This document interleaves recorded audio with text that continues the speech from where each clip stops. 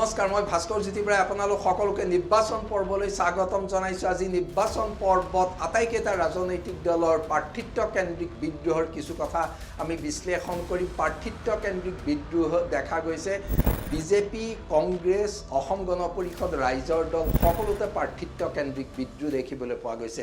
এই প্ৰাৰ্থিত্ব কেন্দ্ৰিক বিদ্ৰোহ নিৰ্বাচনৰ সময়ত কোনো অস্বাভাৱিক কথা নহয়। প্ৰতিটো নিৰ্বাচনতে দলীয় টিকট নোপোৱা একাংশ লোকে এনেদৰে বিদ্ৰোহ কৰি স্বাভাৱিক, কিন্তু এইবাৰ তাৰ মাত্ৰা যথেষ্ট বেছি দেখিবলৈ পোৱা গৈছে। প্ৰথমে আমি বিজেপিৰ কথা চাওঁ। বিজেপি প্ৰাৰ্থিত্ব কেন্দ্ৰিক বিসম্বাদ বিদ্ৰোহ 2016তো আছিলে, 21তো আছিলে, কিন্তু তাৰ তুলনাত এইবাৰ অধিক নেকি? 21ৰ তুলনাত অধিক যেন ধাৰণা হৈছে, কিন্তু কেৱল সমষ্টি আৰু ব্যক্তি হিচাপে অধিক নহয়। এইবাৰ প্ৰাৰ্থিত্ব কেন্দ্ৰিক বিদ্ৰোহে কোনোবা সেই সমষ্টিসমূহত বিজেপিক উদ্বিগ্ন কৰি তুলিব নেকি, সেইটোহে চাবলগীয়া হৈ পৰিছে। বৰ্তমান সময়ত বিজেপিয়ে প্ৰাৰ্থিত্ব কেন্দ্ৰিক বিদ্ৰোহ প্ৰশমিত কৰাৰ বাবে মুখ্যমন্ত্ৰী ডক্টৰ হিমন্ত বিশ্ব শৰ্মাকে প্ৰমুখ্য কৰি জ্যেষ্ঠ নেতাসকলে বুজনি দিছে। এক প্ৰকাৰ ক'ব পৰা পৰ্যায়ত আহি পৰিছে যে বিজেপিয়ে বুজনি অভিযান চলাইছে তেওঁলোকৰ অসন্তুষ্ট প্ৰাৰ্থিত্বৰ পৰা বঞ্চিত বিধায়ক নেতাসকলক। কিয় বিজেপিয়ে ইমান তৎপৰতাৰে এই কাম কৰিছে, তাত দুটা কথা। প্ৰথম কথা, বিজেপিয়ে কেতিয়াও তেওঁলোকৰ বাদ বিসম্বাদেৰে নিৰ্বাচনী প্ৰক্ৰিয়াটোক জটিল কৰি তুলিবলৈ নিবিচাৰে, আৰু সেই দিশৰ পৰা মূল এটা দিশ, তাত আৰু এটা দিশ গুৰুত্বপূৰ্ণ। যিবোৰ সমষ্টিত বিসম্বাদ দেখা দিছে তাত গুৰুতৰ অসুবিধাৰ সন্মুখীন হ'ব নেকি, এই দুটা দিশে মূল কথা। যিহেতু বিজেপিয়ে পূৰ্বতো কোনোবা লোকে প্ৰাৰ্থিত্বৰ পৰা বঞ্চিত হ'লে তেওঁৰ ঘৰলৈ জ্যেষ্ঠ নেতাসকল যায়, বুজনি দিয়ে। সেয়া 2016তো দেখিছোঁ, আমি 2021তো দেখিছোঁ। এতিয়া এইবাৰ সেয়া স্বাভাৱিক প্ৰক্ৰিয়া নে? এইবাৰ সঁচাকৈ সমষ্টি কিছুত তেওঁলোকৰ অশনি সংকেত আছে। মূলতঃ আমি সেই দিশটো চাব লাগিব। প্ৰথমে যদি আমি চাবলৈ যাওঁ গুৱাহাটীৰ সমষ্টিৰ কথা, বিশেষকৈ দিছপুৰ সমষ্টিত নিৰ্বাচনী ৰাজনীতিত অসমত পূৰ্বতে নঘটা ঘটনা ঘটিছে বুলি ক'ব পৰা যায়। এদিনত জইন কৰিছে আৰু সেইদিনাই প্ৰাৰ্থিত্ব তেওঁ নিশ্চিত হৈছে। প্ৰাৰ্থিত্বক লৈ আলোচনা কৰি প্ৰদ্যুৎ বৰদলৈ যোগদান কৰিছে। প্ৰদ্যুৎ বৰদলৈ যোগদানৰ আগতে তেওঁক এটা নিৰাপদ সমষ্টি দিয়াৰ কথা কোৱা হৈছে। এনেকুৱা কথা আলোচনা হৈ পৰিছে। প্ৰদ্যুৎ বৰদলৈয়ে কংগ্ৰেছ ত্যাগ কৰি দিছপুৰত বিজেপিৰ প্ৰাৰ্থী লাভ কৰাৰ পাছতে দিছপুৰ সমষ্টিত বিজেপি বিসম্বাদৰ সন্মুখীন হৈছে। সমষ্টিটোৰ প্ৰাক্তন বিধায়ক অতুল বৰা, তেওঁ পূৰ্বৰ পৰা এক প্ৰকাৰ বিদ্ৰোহী মনোভাৱেৰে কাম কৰি আছিলে, আৰু সমষ্টিটোত দীৰ্ঘকাল ধৰি কাম কৰি থকা বিজেপিৰ জ্যেষ্ঠ নেতা জয়ন্ত কুমাৰ দাস আছিলে।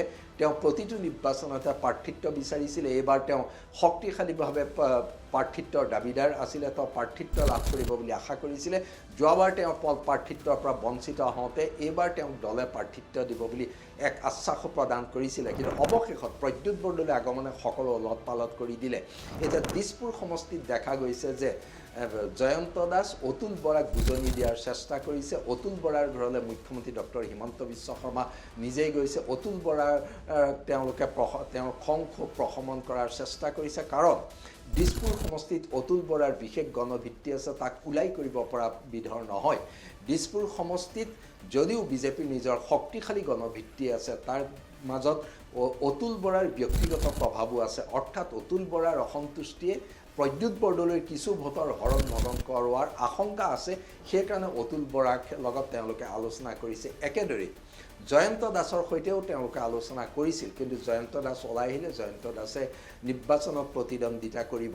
যিহেতু প্ৰদ্যুৎ বৰদলৈৰ মনোনয়নত প্ৰাৰ্থিত্বক পুৰণি বিজেপি কাৰ্যকৰ্তাসকলে সহজভাৱে ল'ব পৰা নাই। সেইকাৰণে দিছপুৰ সমষ্টিত পুৰণি বিজেপিৰ ভোট অসন্তুষ্ট হৈ আনফালে যাব পাৰে বুলি এক আশংকা নিশ্চিতকৈ আছে। সেইকাৰণে বিজেপি নেতৃত্ব উদ্বিগ্ন হৈ আছে দিছপুৰক লৈ। দিছপুৰত যাতে জয়ন্ত দাসে ভোট কাটিব নোৱাৰে, বা বিজেপিৰ এই হঠাৎ বিজেপিলৈ আহি প্ৰাৰ্থিত্ব দিয়াৰ কাৰণে মহানগৰৰ মধ্যবিত্ত শ্ৰেণীৰ মাজতো হোৱা প্ৰতিক্ৰিয়াৰ বাবে মধ্যবিত্ত ভোটাৰে যাতে প্ৰদ্যুৎ বৰদলৈক ভোট নিদিয়াকৈ নাথাকে, সেই দুটা দিশ তেওঁলোকৰ বাবে অতি উদ্বেগজনক হৈছে। জয়ন্ত দাস আৰু মীৰা বৰঠাকুৰ এই দুজনৰ ক্ষেত্ৰত তেওঁলোকে কি সমীকৰণ কৰিব, কাৰণ প্ৰদ্যুৎ বৰদলৈৰ ব্যক্তিগত প্ৰভাৱ নাই দিছপুৰ সমষ্টিত, কেৱল বিজেপিৰ সাংগঠনিক শক্তিৰে তেওঁ জয়লাভ কৰিব লাগিব, বিজেপি বুলি তেওঁ ভোট পাব, সেই দিশটো দিছপুৰত অতি জটিল হৈ আছে। সেইকাৰণে দিছপুৰক লৈ তেওঁলোক উদ্বিগ্ন। অৱশ্যে বিজেপি আত্মবিশ্বাসী, দিছপুৰত তেওঁলোকে দলীয় দল হিচাপে আগত থাকিব, দল হিচাপে তেওঁলোক জয়ী হ'ব। কিন্তু সেই তাৰ পাছত যদি গুৱাহাটী চেণ্ট্ৰেলটোত চোৱা যায়, গুৱাহাটী চেণ্ট্ৰেলত দেখিবলৈ পোৱা গৈছে যে ৰমেন্দ্ৰ নাৰায়ণ কলিতাক সমষ্টি এৰি দিয়া নহ'লে, কিন্তু আমি পূৰ্বতে কৈছিলোঁ যে ৰমেন্দ্ৰ নাৰায়ণ কলিতাৰ অসম গণ পৰিষদ দুৰ্বল, তৎসত্ত্বেও যাতে সমস্যাৰ উদ্ভৱ নহয়, মুখ্যমন্ত্ৰী নিজেই ৰমেন্দ্ৰ নাৰায়ণ কলিতাৰ ঘৰলৈ গৈছে। কিন্তু গুৱাহাটী চেণ্ট্ৰেলত অগপই বিশেষ ক্ষতি কৰাৰ সম্ভাৱনা নাই। নিউ গুৱাহাটীত পৰিস্থিতি ইতিমধ্যে প্ৰশমন হৈছে। নিউ গুৱাহাটীত পৰিস্থিতি ডিপ্লু ৰঞ্জন শৰ্মা যিহেতু দলৰ এজন পুৰণি নেতা, তেওঁৰ দলৰ সক্ৰিয় নেতা ডিপ্লু ৰঞ্জন শৰ্মাক লৈ বিজেপিৰ কাৰ্যকৰ্তাসকলৰ মাজত কোনো প্ৰতিক্ৰিয়া নাই, বৰঞ্চ ডিপ্লু ৰঞ্জন শৰ্মাক তেওঁলোকে যিকোনো এটা সমষ্টিতে আদৰে। সেইকাৰণে নিউ গুৱাহাটীত সেই ছবি নাই। তাৰ বাহিৰে ৰাজ্যৰ আন কেইবাটাও সমষ্টিত একে সমস্যাৰ উদ্ভৱ হৈছে। বিজেপিয়ে পৰিস্থিতি চম্ভালিবৰ কাৰণে চেষ্টা কৰিছে। বিজেপিয়ে উজনি অসমৰ যিকেইটা সমষ্টিত, তিয়ক সমষ্টিত অগপক এৰি দিয়াৰ কাৰণে অসন্তুষ্ট হৈছে, সেই ক্ষেত্ৰত আলোচনা কৰিছে। হাফলঙৰ ক্ষেত্ৰত আলোচনা কৰিছে। প্ৰায়বিলাক সমষ্টিতে অগপক এৰি দিয়া সমষ্টি আৰু প্ৰাৰ্থিত্বৰ পৰা বঞ্চিত হোৱা সমষ্টি আটাইবোৰতে আলোচনা কৰিছে। উজনি অসমৰ যিবোৰ সমষ্টিত তেওঁলোকে বিদ্ৰোহী প্ৰাৰ্থীৰ মুখামুখি হোৱাৰ সম্ভাৱনা আজিৰ দিনটোলৈকে আছে, যিহেতু কাইলৈও মনোনয়ন দাখিলৰ দিন আছে, সেই সমষ্টিসমূহত যদি বিদ্ৰোহী প্ৰাৰ্থীয়ে মনোনয়ন দিয়ে তেতিয়াহ'লে অংক ওলট পালট হৈ যাবলৈ বেছি সময় নালাগে। উদাহৰণস্বৰূপে বিহপুৰীয়া সমষ্টি, বিহপুৰীয়া সমষ্টিত ভূপেন বৰাই কঠিন যুঁজৰ সন্মুখীন হৈছে কংগ্ৰেছ প্ৰাৰ্থী নাৰায়ণ ভূঞাৰ লগত। তাত যদি অমীয় ভূঞাই নিৰ্দলীয়ভাৱে প্ৰতিদ্বন্দ্বিতা কৰি কমেও 5-6 হাজাৰ 7 হাজাৰ ভোট পাবে, তেতিয়াহ'লে কিন্তু অঘটন ঘটিবও পাৰে বিজেপি। সেই একে অৱস্থাত তিয়ক সমষ্টিত, কাৰণ তিয়ক সমষ্টিত তীব্ৰ প্ৰতিদ্বন্দ্বিতা হ'ব কংগ্ৰেছ আৰু অসম গণ পৰিষদৰ মাজত। বিজেপিৰ অসন্তুষ্ট শিবিৰে নিৰ্দলীয় প্ৰাৰ্থীক প্ৰক্ষেপ কৰিলে কিন্তু গণ পৰিষদ হাৰি যাব পাৰে। একে পৰিস্থিতিৰ মুখামুখি হ'ব পাৰে তিতাবৰ সমষ্টিটো। তিতাবৰতো অসন্তুষ্টি বৃদ্ধি হৈছে, তিতাবৰতো বিদ্ৰোহী প্ৰাৰ্থী থিয় হোৱাৰ সম্ভাৱনা আছে। তাৰ লগতে কেৱল নিৰ্দলীয় হিচাপে প্ৰতিদ্বন্দ্বিতা কৰিবলৈ সাজু হোৱা প্ৰাৰ্থীকেইজনেই নহয়, আন বহু সমষ্টি আছে য'ত দেখাত তেওঁলোকে কোনো প্ৰাৰ্থী প্ৰক্ষেপ নকৰে, কিন্তু ভিতৰি ক্ষোভ অসন্তুষ্টি এনেদৰে হৈছে যে প্ৰাৰ্থিত্বক কেন্দ্ৰ কৰি তেওঁলোকে ভিতৰুৱাভাৱে নিজ দলৰ প্ৰাৰ্থীৰ বিপৰীতে ভোট দিয়াবলৈ একাংশ লোকক চেষ্টা কৰিব পাৰে। সেই আশংকা এইবাৰ বিজেপিত বহু সমষ্টিত আছে। তেনেকুৱা আশংকা থকা সমষ্টিসমূহত বিজেপিয়ে চেষ্টা কৰিছে যাতে তাক দূৰ কৰিব পৰা যায়। এটা কথা ঠিক, এনেকুৱা পৰিস্থিতিৰ উদ্ভৱ হ'বই, কিন্তু এনেকুৱা পৰিস্থিতিয়ে যাতে বিজেপিয়ে আশা কৰা ধৰণৰ ফলাফলত বাধা নিদিয়ে।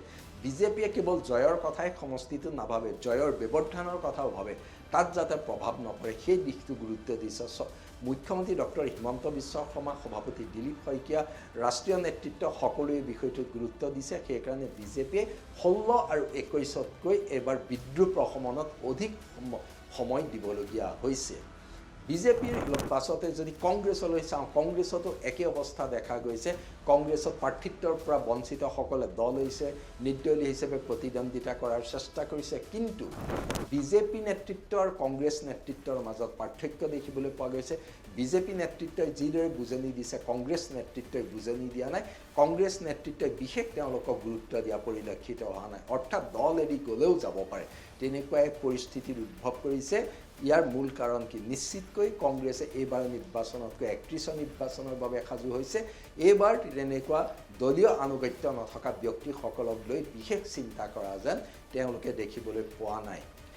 কংগ্ৰেছে নহয়, ৰাইজৰ দলৰ ক্ষেত্ৰতো একে পৰিস্থিতিৰ উদ্ভৱ হৈছে।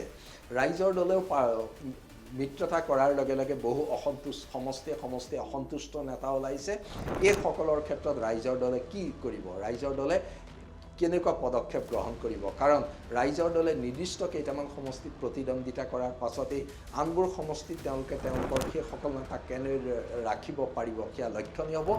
মুঠৰ ওপৰত এইবাৰ শাসক পক্ষ বিৰোধী পক্ষ দুই পক্ষৰ মাজতে টিকট বঞ্চিত প্ৰাৰ্থীৰ যি প্ৰাৰ্থিত্ব প্ৰত্যাশীৰ যি বিদ্ৰোহ দেখা গৈছে 21ৰ বিধানসভা নিৰ্বাচনৰ ই আন এক তাৎপৰ্যপূৰ্ণ দিশ হিচাপে বিবেচিত হৈছে মনোনয়ন দাখিলৰ শেষ সময় পাৰ হৈ যোৱালৈকে হয়তো আৰু এনেকুৱা ছবি দেখিবলৈ পোৱা যাব কিন্তু কোন দলে কেনেদৰে এই বিদ্ৰোহ প্ৰশমন কৰে সেয়া গুৰুত্বপূৰ্ণ হ'ব বিদ্ৰোহ প্ৰশমনৰ চেষ্টাত বিজেপি আগত আছে বিজেপিয়ে কোনো সমষ্টিতে বিদ্ৰোহ হোৱা বিচৰা নাই কিন্তু বিজেপিৰ নেতৃত্বৰ এই বুজনিয়ে সঁচাকৈয়ে সমষ্টিয়ে তেওঁলোকৰ একাংশ লোকৰ ক্ষোভ অসন্তুষ্টিক দূৰ কৰিব পাৰে নে নোৱাৰে তাৰ ওপৰত নিৰ্ভৰ কৰিব ৰাজ্যৰ কেইবাটাও সমষ্টিৰ নিৰ্বাচনী ফলাফল